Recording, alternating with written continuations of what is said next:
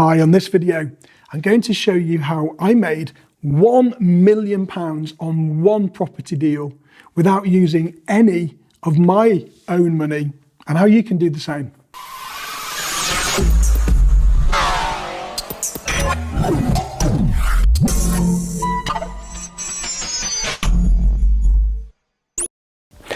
This property caught my eye after I sent the landlord a letter asking him if he wanted to sell the property to me. Now, to my surprise, about a week after I sent the letter, he replied with yes.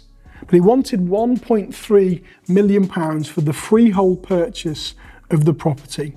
Now, it was currently being used as a huge 28-bedroom HMO. That's a house share.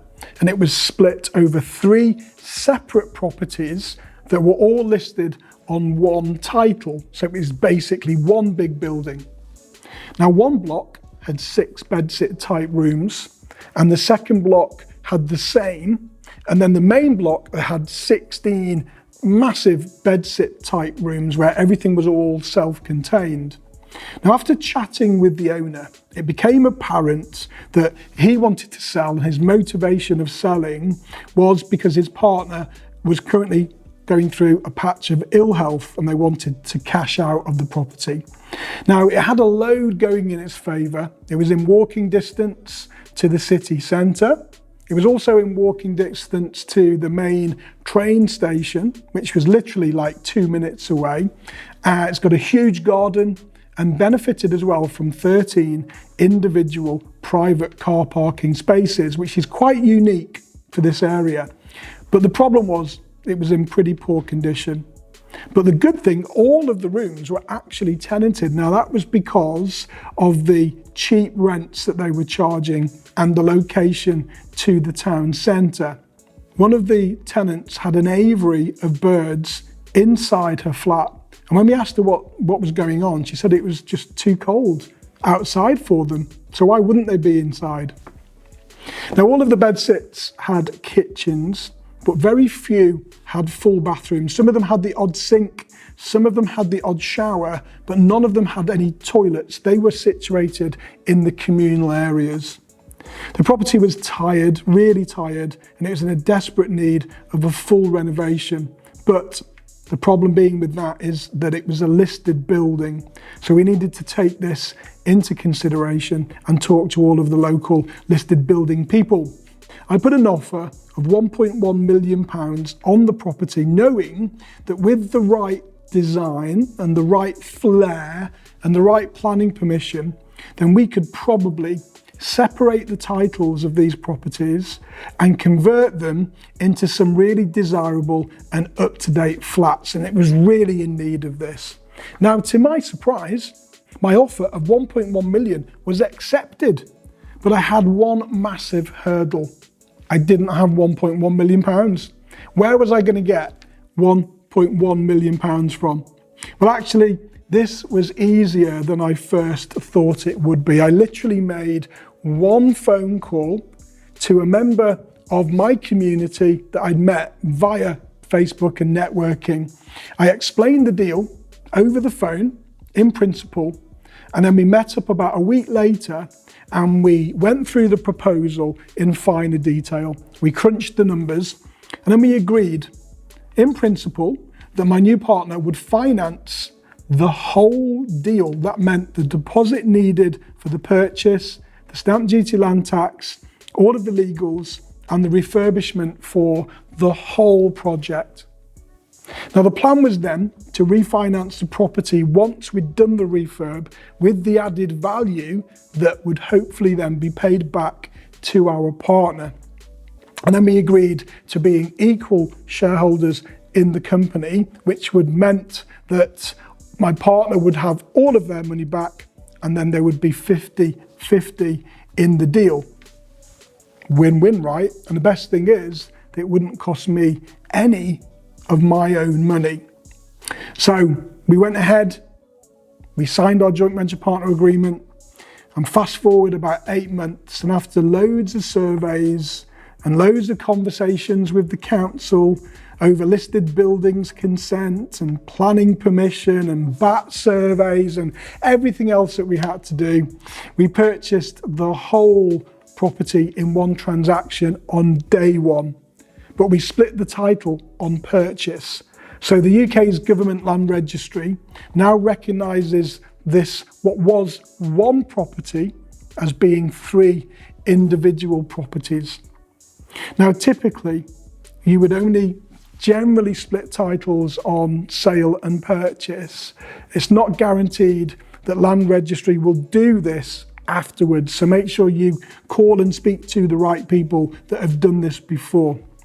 Now, the benefit of title splitting is that we can now use 3 different finance products on the individual properties, which gives us way more flexibility when it comes to borrowing and mortgage finance. Now, mortgage companies and banks, of course, like to take a first charge on a property, and there are different products and rates based on the size and the scale of those properties. Now, the larger property, the big one, that's financed on a commercial product, and that's due to the scale and the size. Now, the value of the big one is then based on the income and the generating income, the ability of the generating income of the property and the rental yield. Now, the 2 smaller properties, the 2 6-bedrooms, well, they were literally just financed on traditional buy-to-let rate products, just like a bricks and mortar product. So it is a residential bricks and mortar mortgage based on the bricks and mortar values. So that's called comparables, right? So that's what the mainstream market is prepared to pay for property or real estate that's very similar to the properties that we had. So where did the added value come from? How did we manage to get all of the money back to our joint venture partner? Well, we did this by lots of different ways. First of all, rental improvement of over £5,000 a month, and that's 10% yield. So that's a £600,000 improvement if we're looking at a commercial valuation. We had tired interiors, so we required a complete renovation on the inside. We had to obtain planning permission to do that and listed buildings consent as well. So all of these elements added a huge amount of value to that big property. We then added bathrooms to create full self-contained studio flats rather than the small individual bed sits. We refurbished the existing kitchens, and where necessary, we replaced the ones that needed to be replaced. And we just brought the whole interior of the property up to standard and back to life. So here's a quick summary of the steps that we did to get this added value. So on purchase, we title split. So then we've gone from wholesale to retail. Stage 1, we raised the rents to the current market value, which was considerable.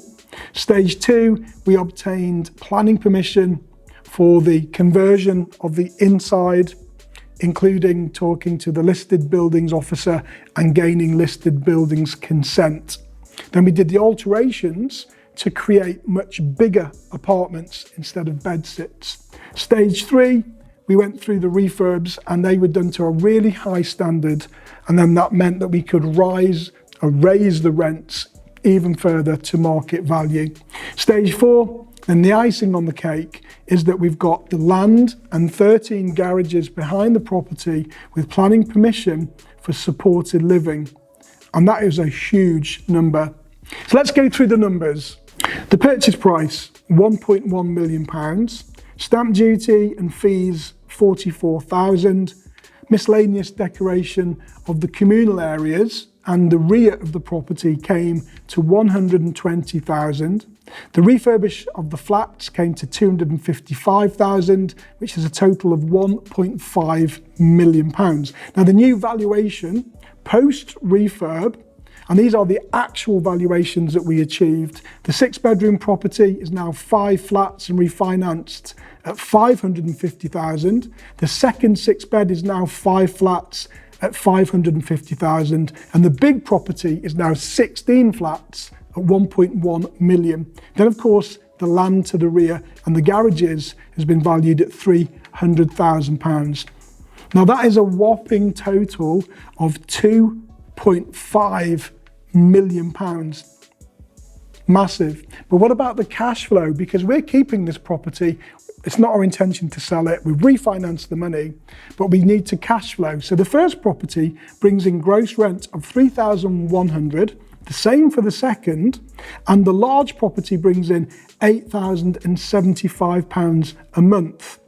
The mortgage in total for all of the properties is £4,604, utilities are £136, insurance at £555, repairs about £700, and that's a monthly gross cash flow of £8,288 with a 7.78% yield. Now that's excluding the land at the back. And of course, the return on investment for this deal is infinite because there is no money left in. So this is totally amazing. And this deal just didn't cost me anything at all because it was all financed from our joint venture partner.